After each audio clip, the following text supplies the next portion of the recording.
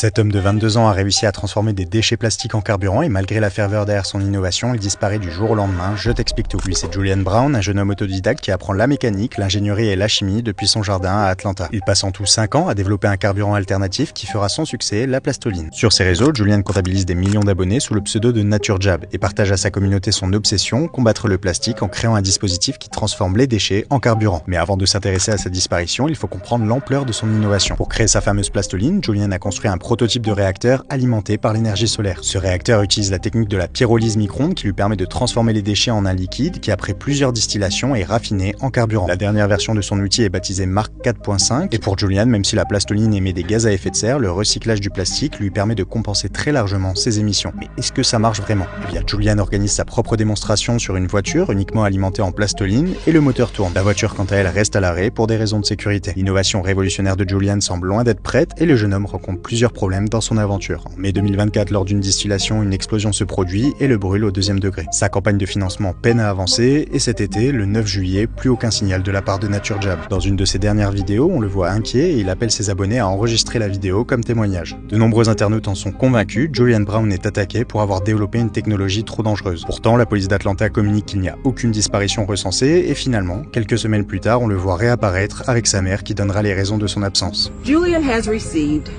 terroristic death threats, cryptic threats.